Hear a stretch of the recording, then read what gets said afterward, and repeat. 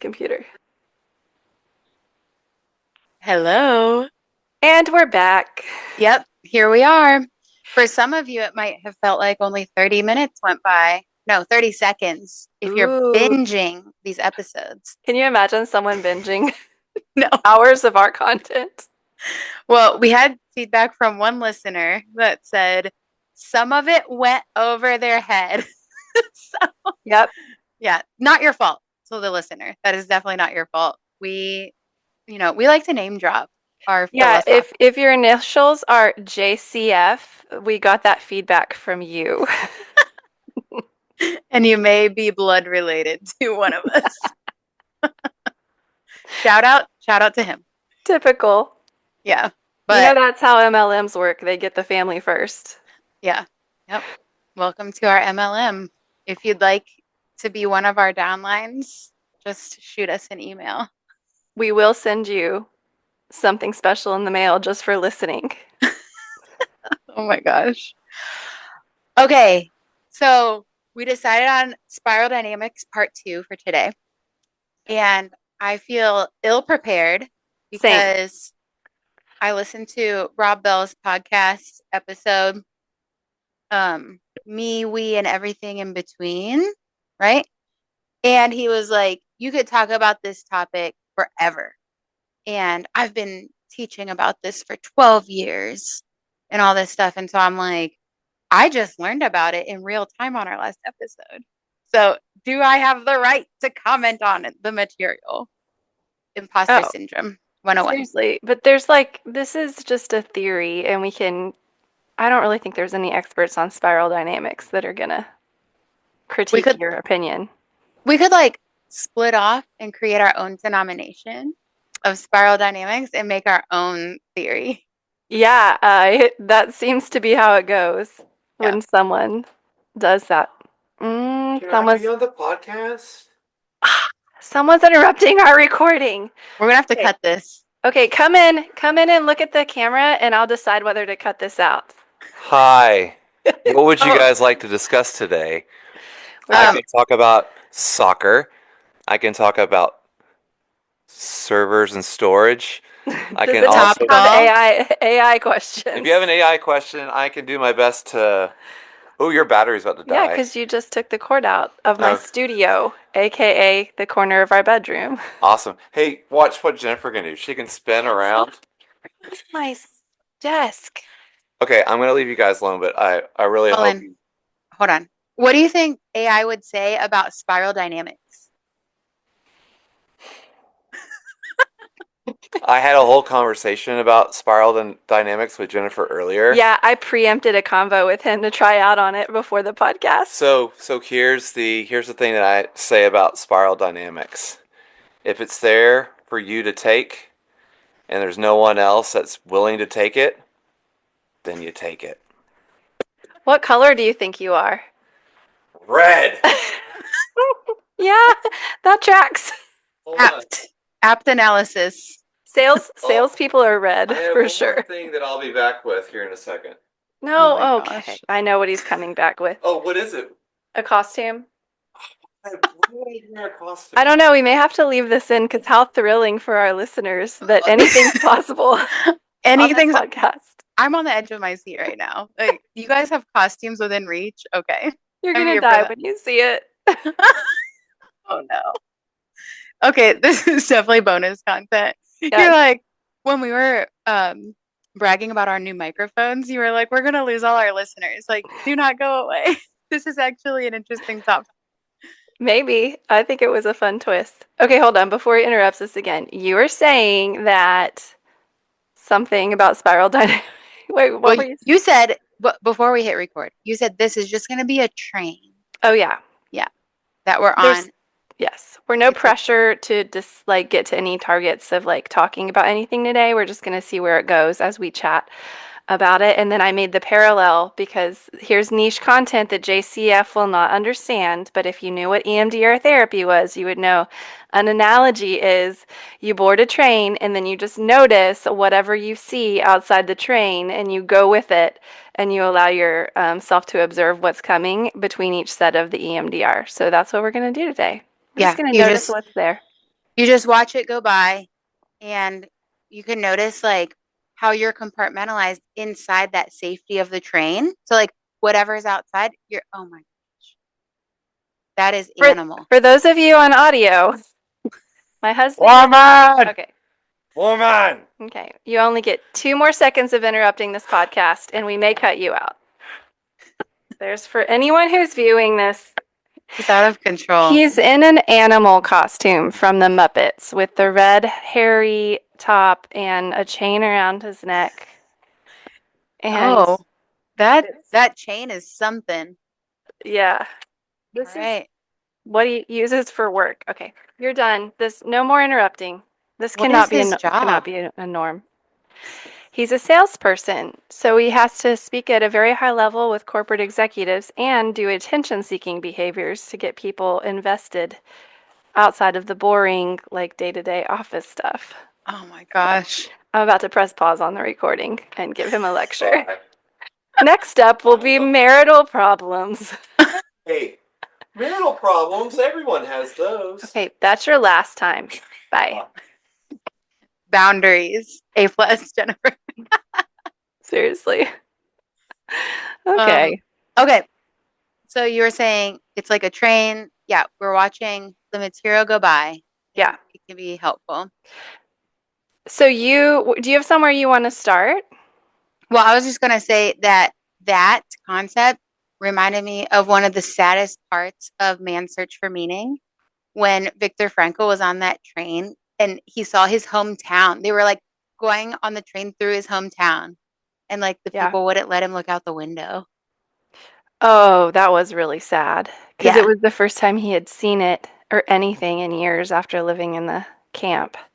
Yeah. Like he went by his street that he grew up on and stuff. And he was like on this train as a prisoner. Wow. Yeah. That moment hit for me in that book. Like you're just at the mercy of someone else, like zero power involved. Yeah. Yeah. And living in a very beige almost scenario where Yes. you're all the way back to, am I going to live through this day or this hour? And like quite literally, people were dying that quickly, standing in the snow all day with no shoes and all the horrific things. But you know what? It's like he was living through a beige external environment, but I think his meaning based thing is kind of like a bluish vibe of like, we have to have a meaning making structure. We have to have a belief about what matters. So Mm-hmm. that's an interesting difference where some people feel like he was talking about the difference between him having that and other people in the camp who kind of also internally went beige and went very like, how would you describe how they were? Like just very like, it doesn't matter what I do or who I hurt or whatever, like to survive in this moment. Well, the people that lost hope, like they kind of just like shriveled up into illness. Like he Yeah. made a lot of connections between like physical illness and someone's outlook or someone's lack of hope and stuff in their situation, or Yeah. people that didn't like think about the future and, reuniting with their families and stuff like that. Like he thought so much about his wife and stuff that he said that helped him push through some of the suffering and things like the hope of being able to be reunited and stuff. I wonder But what keeps one person from just doing that and how can another person like him have the same exact environment and yet still is thinking in his own head like about his wife or whatever his psychology notes or rewriting his dissertation in his head. How is that possible? yeah. Well, then there's another group of people that were given, like, they were prisoners, but they were given some little sparks of power, right? Mm-hmm. And then they became the oppressors of their fellow prisoners, you know? Yeah. So then that would be red, right? If we're Yes. talking, okay, spiral dynamics, yeah. Those Good people job. took on like a red flavor, right? Mm-hmm. Um, that reminds me of like the Stanford prison experiment, you know? Yes. Yeah. So you had this whole group of people that were like college students and, pretty well off, they were among the privileged of society and stuff like that. And based on a drawing, basically, you split them into two camps. one became super beige, one became super red, you know? Like just Yeah. because of, oh, you guys are going to be the ones that are playing this role. You guys are going to be playing that role. Like their whole psyche changed to the point where like some people lost their identity completely and other people latched onto this like crazy authoritarian identity Yeah. in a Or minute. in a single experiment. Hmm. Because they were given, but okay, you're saying because in that Stanford experiment, those people were the ones that were told you're in power or you're the guard. They were the ones told you're the guard. Hmm. Yep. Yeah. Yeah. And the other ones were told, you're going to play the role of the prisoner. And so, like, they just like shriveled into themselves, you know? Yeah. Yeah. So, what makes that happen? I mean, in that circumstance, it was like they were given power, and it became an abuse of power, or Hmm. like the prisoners that were given power in Man's Search for Meaning or in the Holocaust in general. Like, Yeah. they kind of like took on that persona as part of their own meaning making potentially, or as part of like their own survival. Survival. Yeah. Yes. And then it was like it compensated, like there's only a set amount of energy for this group. Some of it flows to one side and then the other people are left with nothing and they end up beige. Yeah. Hmm. My guess would be the true answer is a very nuanced, complicated question. That's a combo between the little things in someone's upbringing, their genetic makeup, and then the circumstances of what's happening. Like you're saying, like even in Auschwitz camps, like some of the prisoners were told, you're the prisoner that's in charge of the other prisoners, and then they became like very abusive and all of that. Hmm. Yeah. Yeah. It's amazing. You know how they say like power corrupts? It's Yeah. amazing like encountering someone with a very small amount of power and how it goes to their head, you know? Yes. Yeah.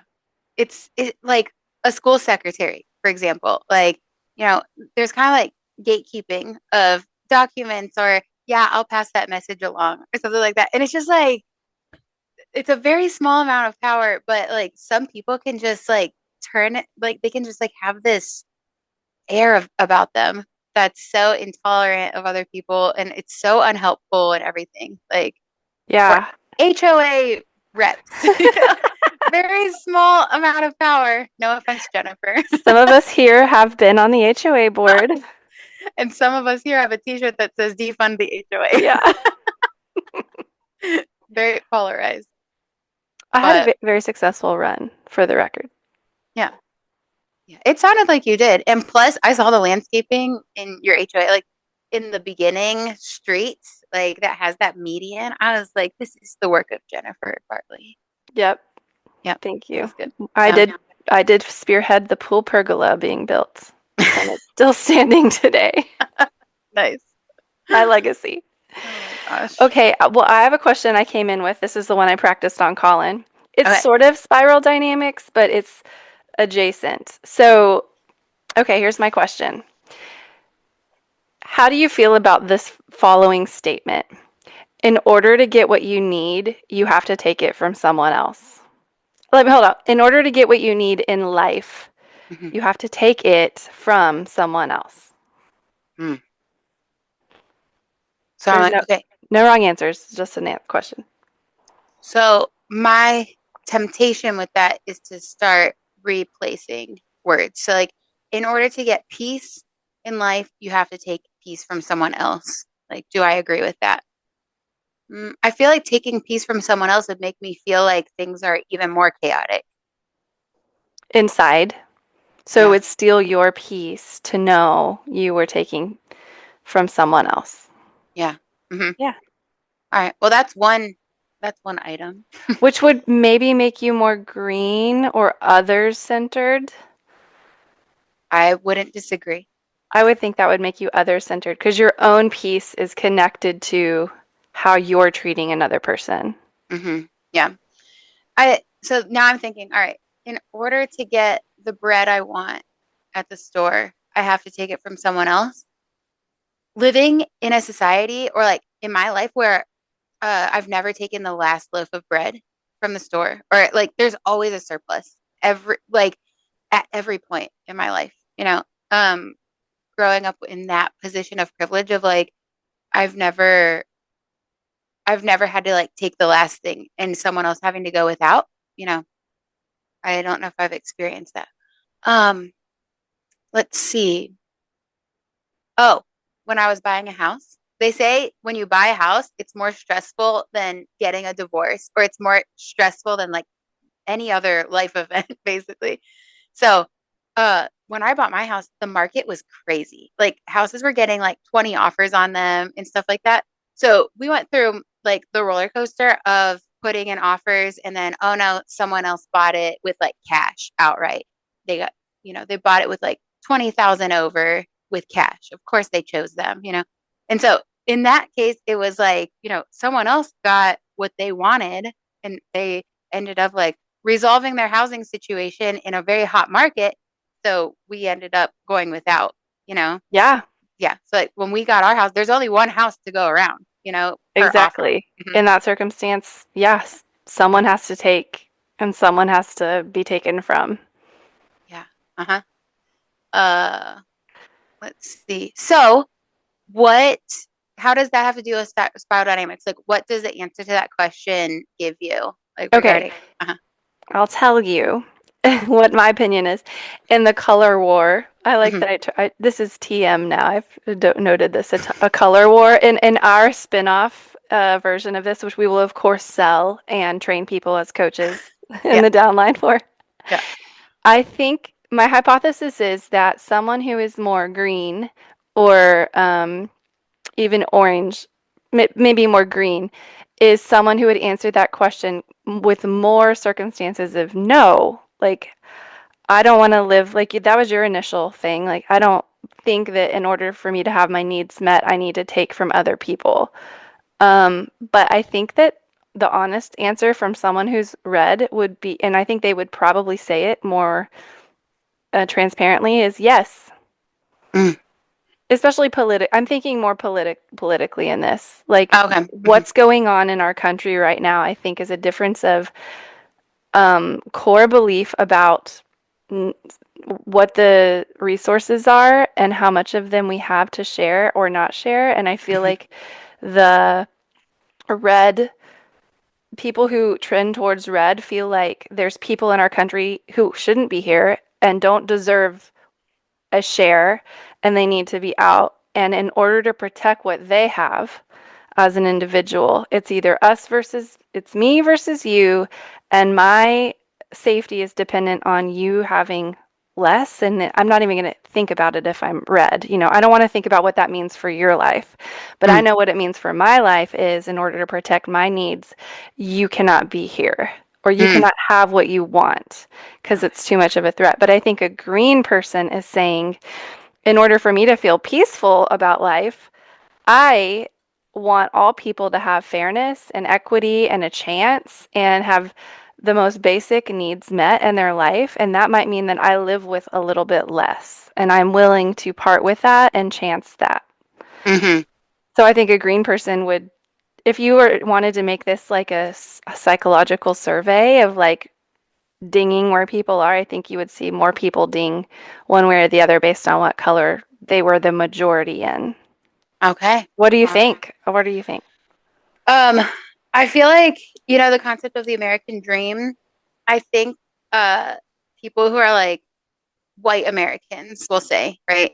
Yeah, Like they're like no one else is entitled to the American dream. No one else is entitled to American anything. Like yeah, no one else is entitled to like the benefits of America unless like you look like me or something like that. Like it's like there's not enough to go around. And yeah, like that's where you enter into like the fear aspect of these people are different from me. And so it like evokes some sort of fear. yes. Mhm. That The, was that was in the red category, right? yeah, and what make America great again means make it great again for me and my people. And that doesn't mean all people. And that doesn't even mean really like all Americans. It Mhm. means white, privileged, middle class Protestant Americans. Mhm. Yeah. Yeah. Um, I feel like my husband would have a lot to say about this concept because in Mexico, there's this concept called crab mentality. And Okay. it's basically this concept of like, if you imagine a 5 gallon bucket and there's like crabs in it, like the crabs will stack themselves up and form like stairs for like other crabs to escape. But there's crabs that will grab the ones that are going up the stairs and pull them back down.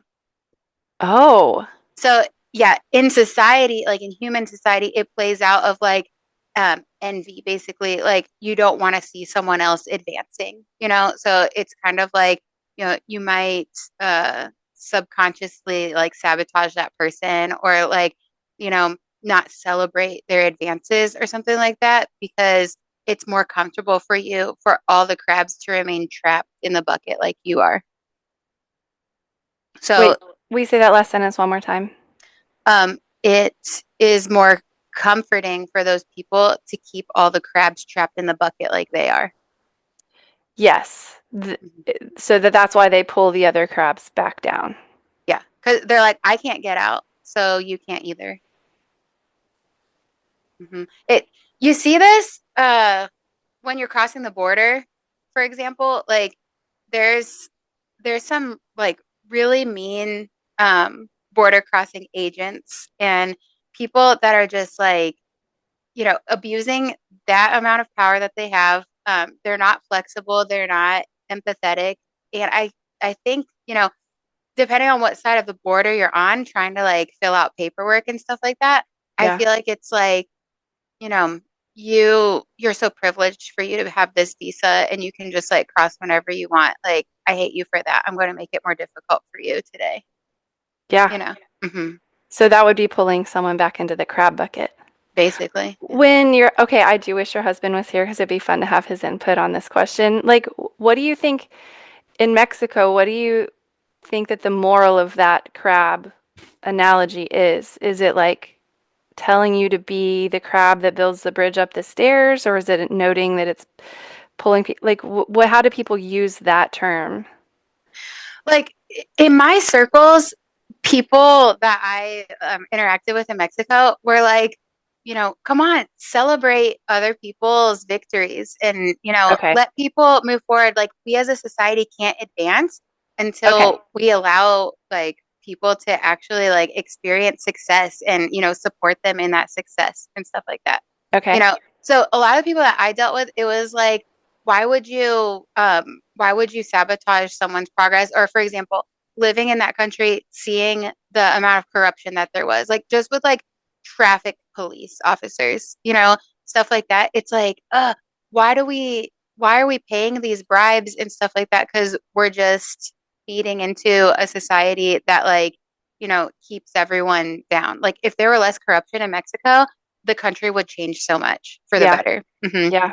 Yeah. So it's like, um, you know, as the traffic police, you know, why are you so corrupt? And then, like, as a society, it's like, why do we keep giving into that and paying them illegal bribes? You know, it's just like keeping everyone in the same position as we're always in, you know, Yeah. because like Mexico is such a rich country, like in resources, in oil, in like all this stuff. And it's a country that's been taken advantage of by the United States and by other countries. It's just kind of like it stuff gets siphoned off of their society, you know? Yeah. Yeah.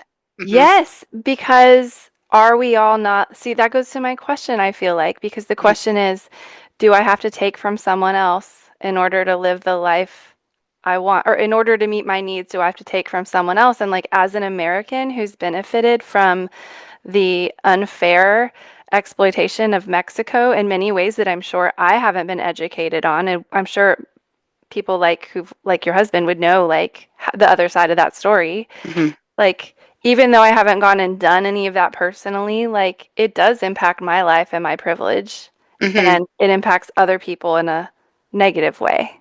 Yeah. Like Donald Trump right now, he's like imposing all these sanctions and tariffs and stuff like that. My thought, so I don't drink pop, like soda. I have to say pop though. I don't drink it or like I don't buy it or anything like that. But he just imposed all these tariffs and stuff on steel and aluminum. So I was like, are pop prices gonna go up? are canned good prices going to go up, you know? Yeah. And a lot of it is because he's entered into a trade war with Canada and Mexico, you know? Yeah. And I personally, from my little corner of the world here, I'm like, there was no reason to do that, right? Like, why would you, why would you affect these countries so negatively in order to like suck more money out of them when we've had like peaceful trade forever? Because, okay, my answer from the red perspective, I think, or maybe a conservative fiscal perspective would be the bottom line is, does the United States in general have enough or could they have more? And when Trump comes out saying like we're getting ripped off, these countries are taking advantage of us, it flips the coin into like, well, okay, I guess Americans, even though we're one of the wealthiest countries in the world, we still, like you're just saying, power corrupts. It's like we have so much that it's still not enough for Yeah. us. Hmm. So we have to like now go exploit or bully these other countries into deals that benefit us better because that's all that matters if you're red. If my tribe is thriving, good for me. Hmm. And Yeah. sorry for you because in the scheme of life, there's only so much to go around, and it's either I get it or you get it. Yeah. Yeah. And like Trump's colonistic mindset of like, now he wants Greenland. Now he wants Panama. Now he wants, Yeah. gosh, what was it? Gaza. Yeah, Gaza. Yeah. We'll take So, that too. Thank you very much. yeah, Yeah, it's like, horrific. yeah, that Horrific mindset. greed. Horrific greed. Yes. Coming from like, I think a green perspective here, right? Yes. Coming from a green perspective, I am like, why impose yourself and impose your culture on like these societies?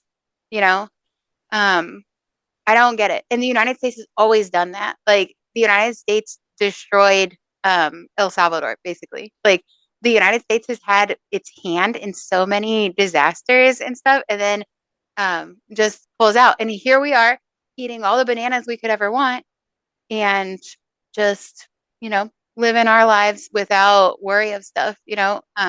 Yeah, in Mexico, inflation is nuts. Like, I don't know how people are handling it. Like over here, we're like, oh, the inflation hurts, Yeah. I don't But want to spend. to me, the not so distant roots of our current country comes from groups of settlers who sailed to a land that was inhabited and said, I see that that land is yours, but we're going to take it. The And purple manifest destiny. yes. And of course, we have a different, beautiful way of talking about how that all went down in America because why would we ever want to see it in negative light as kids or whatever? But now that you grow up and you're like, you realize like what's so deeply rooted in American psychology is if you don't take something from someone else, you won't have what you need. Because, like, that's how it wasn't that long ago that that's how we arrived here. So, of course, you have these big groups of people who are continuing to say, like, that's how the world works. Hmm. That's just where I go on it. We're a, Yeah. we're a, and we're a colonization based culture through and through. Whereas, like, maybe in Mexico, I don't know, like, maybe there's a bigger percentage of indigenous people who were there for a long, long time and didn't like live their lives that way. Well, in Mexico, in my opinion, there's some segregation like stuff that goes on between indigenous tribes and like mestizos, which are like a mix of European and indigenous blood people. Yeah, So like there's a lot of discrimination and a lot of racism in Mexico that like from what I'm reading and what I'm seeing from people, like they're really starting to call it out nowadays. Um, but yeah, I don't remember where I was going with that. Um, it's interesting. yeah. But yeah, the indigenous people, I mean, they were there long before anything, you know? Yeah, So yeah, it's just interesting to see too. And I don't feel like I have like a place to be analyzing this so much, sure. but it's interesting that like Mexico was also built on colonization, but like on the receiving end, Yeah, So there's a sense of an imbalance of power depending on like racial groups that like in the US our racial groups are like very visible and like very different culture wise. And like, I think Americans looking at Mexico is like, oh, they're all Mexican, but Mexico actually has more people groups and it has more languages than any other country in the world. And so, Wow. So mhm, much diversity. yeah, there's tons of ethnic diversity in Mexico, Yeah. but yeah, it's like a lot of it. There's a lot of segregation at the same time. Like I would Yeah. call it segregation in my mind. Yeah. So That's an interesting point. yeah, I or have, like, I, oh, sorry. Go ahead. no, mine is kind of an unrelated tangent. So you go. Well, so in Mexico, there's this phenomenon going on of like, because of droughts, because of climate change, because of health and all this stuff, like, the introduction of Coca-Cola and ramen noodles to the Oh, indigenous yeah. tribes, I like know. that affected their health, like on the long term, like generationally. So a lot of those people, they can't live on their lands anymore because of climate change and stuff. So they're having to move into the cities and stuff, Hmm. and they're not given the same opportunities as like city folk. And Yeah.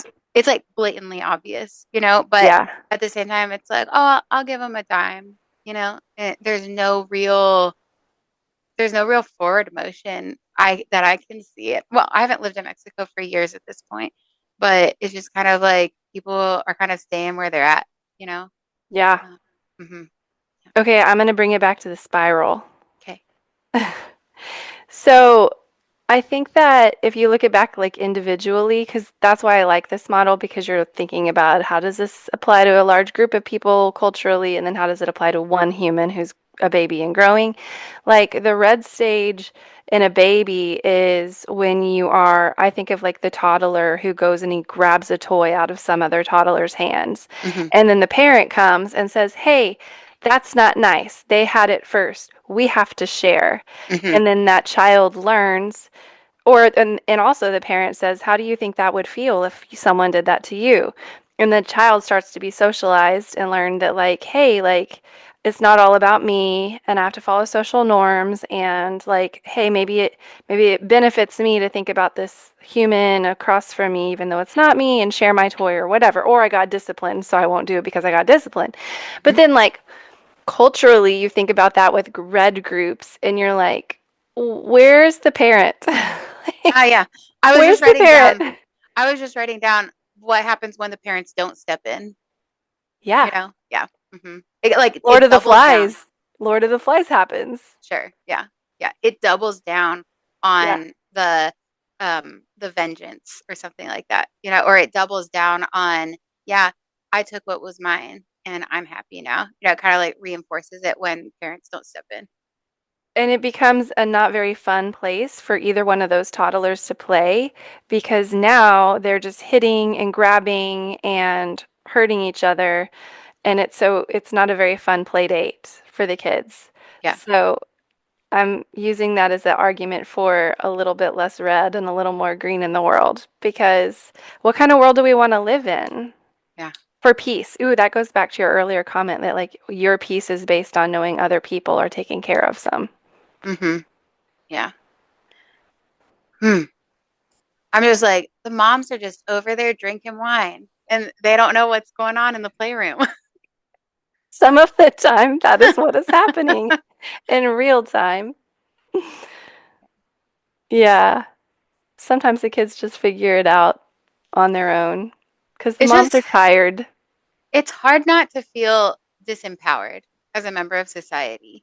Like Hmm. with how our government's set up and stuff like that, the recommendation is if you're not happy with someone or if you're not happy with something, if you're concerned, write to your representatives. I've written to my representative before and I've gotten it very insulting and terrible responses in return. Yeah. So it's like I'm doing like what is at my fingertips, what's within my reach for the sake of advocacy and for the sake of these groups, that are being oppressed and stuff like that. Yeah. And I get this response in return of like, yeah, I voted for that to happen. So, Yeah. Okay, I have an edit on that because I feel the same frustration, and I even see people that I respect like saying, "Here's your next point of action. Call your representatives." And I totally agree. My reps are very extreme or very, very, very extreme, and they're not. I mean, there's no way those reps are going to change their mind. Just no Are they red in two way. senses of the They're word? they are red in the truest sense you could possibly be red, but also a little delusional or purple. Okay. Okay. So, yeah, okay, here's what I would tell someone. Join a community. Let's use some blue. The best part of blue is organization. Hmm. And so instead of calling your rep, Google your local Democratic Party, join it, follow it, sign up on their email chain, and put on your calendar to go to one meeting and become involved in their local community. Because unless we find a way to connect human to human and gather, we have to do. Okay, here's my spiral dynamics part I would include in my lecture. Okay. The key to overpowering a red group is to use the wisdom of the next group up. So you Okay. can't go from red to orange. Like, you can't out logic someone. A red person is not interested in logic. They're Hmm. interested in emotion and like having what's theirs. But you can out, but the red people might move to blue. So if you can get them to find safety in a meaning making system in a group, they can move there. They're ready to move there instead of safety in a powerful leader. Hmm. So pull into a community and then invite your friends. And that would be my recommendation instead of calling your senator or whatever. Yeah. Yeah, that makes sense. Yeah. Um, well, from what I listened to Rob Bell in his episode, is that he was like, this isn't like a bar game of like, oh, we're gonna see what you are, and we're gonna like judge people that are in other groups, or like how can I move them or something like that. He was like, this needs to be rooted in love and like acceptance of like all the groups coexisting for what they are. Um, I feel that that's very dialectical, like two seemingly opposite things existing at the same time. Because I'm like, Yellow. oh, okay, Okay, go.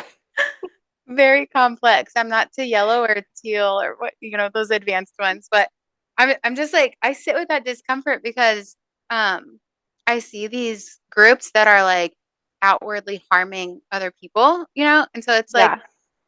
yeah, I can't outsmart them by creating my own liberal group, because they're just No. gonna power up with their own red group. Oh, that makes Yeah. you feel helpless? Yeah. Because that is the current shift in our Congress and stuff like that. Like they just doubled down on their power and like they just doubled down on like all their policies and stuff like that. Yeah, I So, get it. hmm. It's pretty bleak right now. Hmm.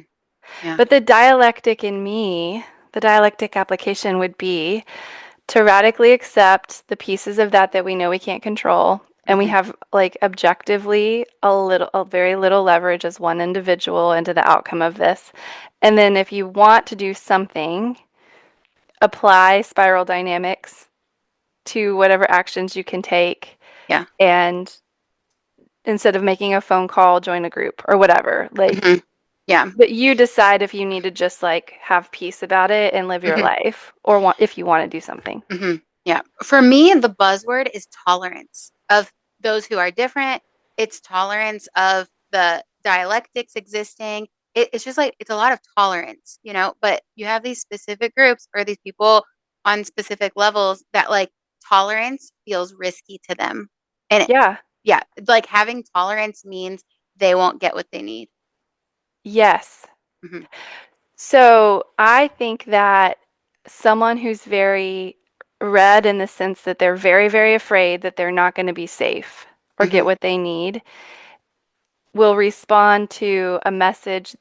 You can't reason with them. You can't show them like a statistical report on the economy and inflation under Trump versus Biden. That's over. They're not interested in that logic. They're not Hmm. interested in orange logic, Yeah. but they might be interested in blue, like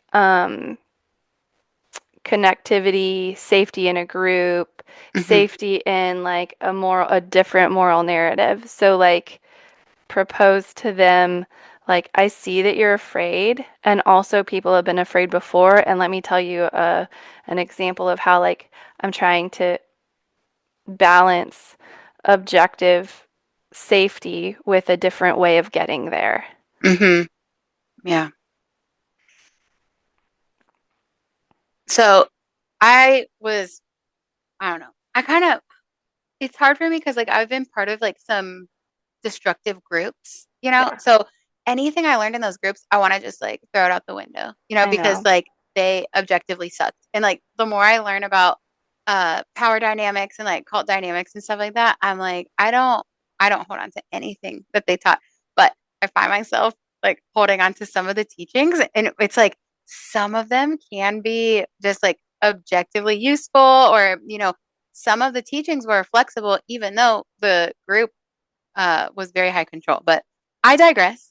Um, but I learned this thing of like, you know, you have people that are willing to like in the group's teaching, it was like holding their faith in an open hand and like, you know, being able to dialogue with people of different backgrounds and stuff like that. And just like being able to be kind of like open minded and holding your faith in your hand, knowing that like someone's not gonna like take it away or destroy it or something like you can kind of trust people to like just observe it and then you observe theirs and then like you end up with like more tolerant view of something, right?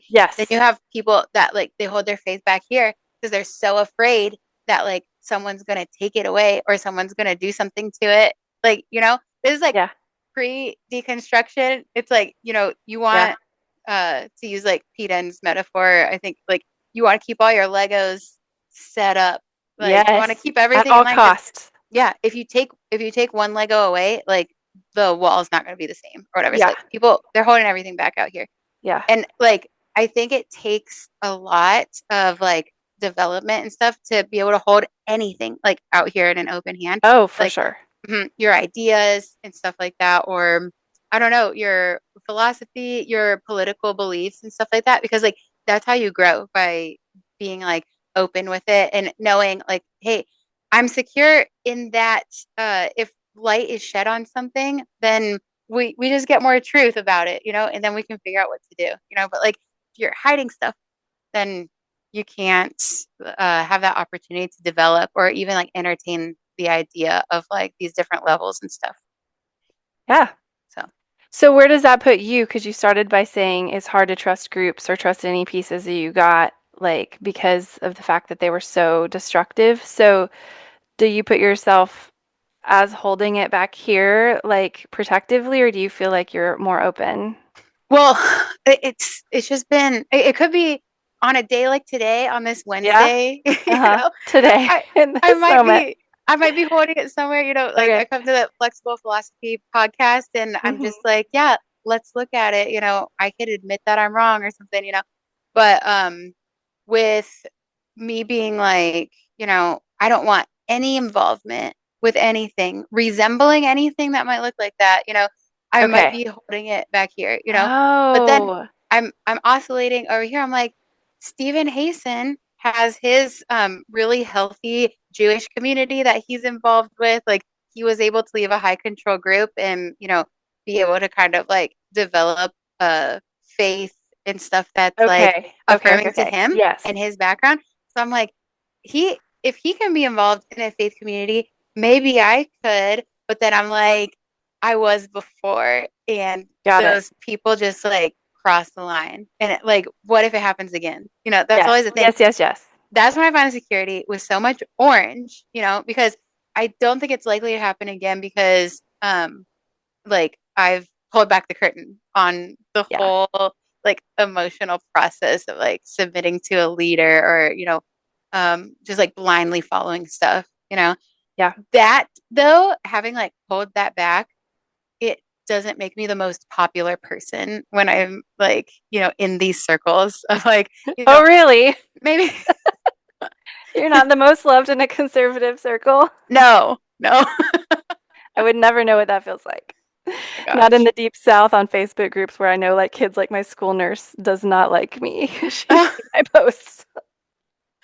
Oh my gosh. But it's just like, I don't know. I like I said, it's tolerance and I think it's patience too. Like everything's in development. you know, Yeah. and like with the spirals, how you're saying they all coexist and one's not above another, and like, it's not linear and stuff like that. It's just like, you have the freedom to be like, all right, I'm gonna let something develop, I'm gonna let like my spirituality develop, yet at the same time have some boundaries with that and, be feeling out these people, not Yeah. letting it develop in a place that's unsafe to Yes. me or my family. So, yeah. Okay. So what I hear you saying is that something painful and difficult happened in your life with groups, Hmm. specifically, Hmm. like deconstruction or whatever. And when that happened, it became not safe to do that anymore. So maybe you found yourself seeking safety through just being on your own.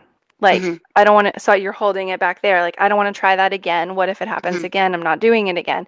But as you're moving forward with your helpful orange science and learning, which is equipping you to be more prepared, you're edging into a more open place where you're even throwing out, like, well, maybe I could try something again.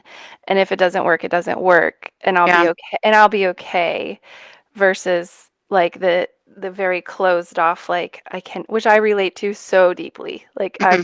feel like I have my own journey with trying to connect with humans again, or trying to have some sort of spirituality again, Yeah. and trusting myself has been so hard. The trouble with it all is like the purple answers, like they aren't doing their answering for me anymore, Yeah. Like that's the issue. It is like there is so much certainty in those circles, or like maybe my whole background was built on this like false sense of certainty, And so it's like a lot of the purple stuff is, Magical thinking. yeah, you have to go back and you have to reconstruct some of it, at least like if you are wanting to pursue spirituality or what have you, you Yeah. know? So that's what deconstruction is. It's dealing like it's going back to the purple stuff, which is hard because like if a lot of it developed when you were a kid and like now that you're an adult, kind of like going back and like giving yourself the freedom and the flexibility to like actually look at it, it's like it's Yeah. hard. Yeah. Hmm. I know when you say to yourself, like, I can't believe I believed that. It's just made so much sense at Yeah. the time, but some of it is Yeah. quite magical thinking. Yeah. I it for me and my like journey or whatever, it's more like I can't believe I submitted to that rule, or like I can't believe that Okay. I like gave up my autonomy in that way. Yeah. Yeah. So maybe I'm not at the doctrine part yet or something. Um Okay, so wait, let me understand. So for you, it's not the beliefs you held, it's the being put in a position of submission to yeah, other maybe. people. That was more purple for you I don't because you know. were so young and you just had to believe what the adults said. Well, no, a lot of this happened when I was an adult. Like that Or, I was like, I can't okay, believe fair. I fell into that. I think it was um I couldn't with all the red, you know? Yeah. When they painted it as like this is all blue stuff, like we're all working towards a common cause and we're not emotional about all of this. We, are built on knowledge and stuff like that. Like it was a lot Yes. of rhetoric that it was orange and blue and stuff like that. Yet at the same time, the bulk of the harm was done because of like very red leaders and red dynamics and stuff. Yes. So when I look back, Yes. I'm like, I fell into something that was like pitched to me that like wasn't the actual thing. Yeah. Like you were manipulated by the marketing campaign and the Hmm. rhetoric Yeah. to believe what they told you at face value was true. Hmm. And it worked because you did. Yeah. And that Yeah. sucks. Yeah. So it like I think I get it. the part that like is really hard with like working with religious trauma and deconstruction and stuff like that is that like it's not all about like the purple stuff. Well, let's figure out what you believe and why, and let's figure out what beliefs are working for you or aren't working for you. Like so much of the harm is intertwined with a lot of that, and I think like you have to recognize that and then figure out like what's next for you, because like it's not the same path for every person. Yeah, So, yeah. I know. Mm. My analogy, because you were saying about like how people hold it back here really tightly versus like maybe you inch towards holding it with an open hand. Oh, and I'm just no like no one's watching the video. I'm holding my hands behind me as if I'm protecting something special, like from someone taking it, right? At least like that's what Elisa was doing too, like Yes, I holding was doing something that too. behind her Uh-huh. shoulder and saying like, "Don't take it from me," versus holding your hands in front of you, like in a more open palm, where you're like okay, like I'm gonna risk this being changed or altered or taken or whatever.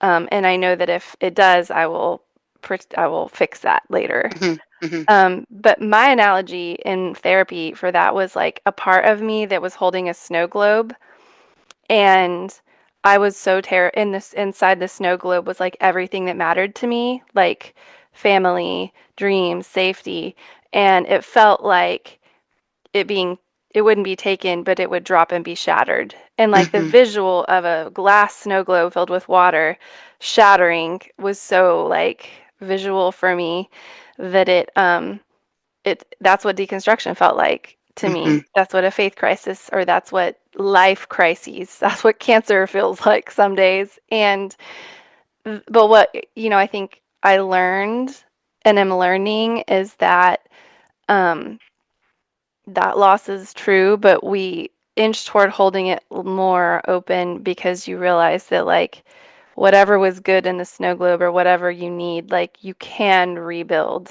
It just Hmm. it will suck for a while. Yeah. But you Yeah. don't know that until you've done it. So it's Yeah. tricky to believe that it's possible, to have hope that it will be okay. Yeah.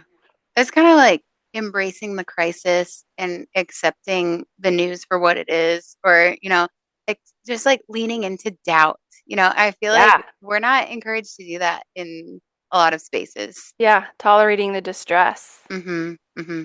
or even flexible thinking that it Yeah. could be that you could figure it out Yeah. so much.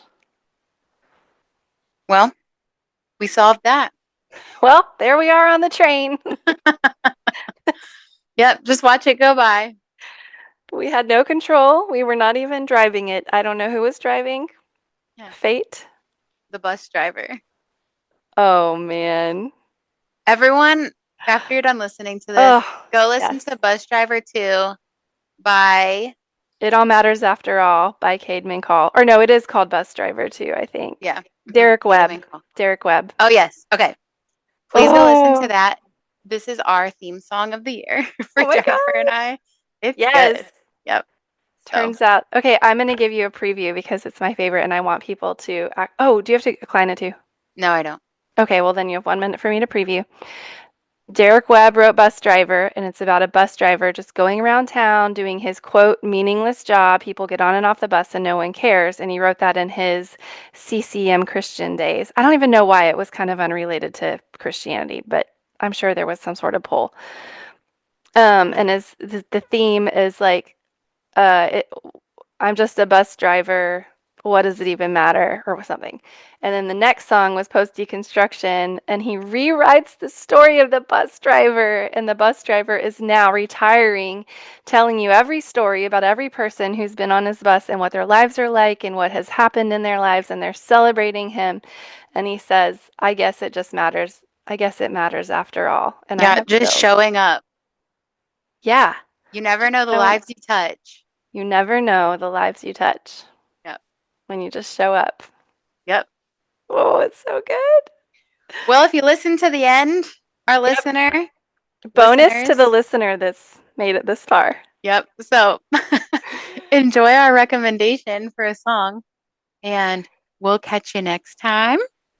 Yep. See you on the flippity flop, as I like to say, era Michael Scott. Okay, bye.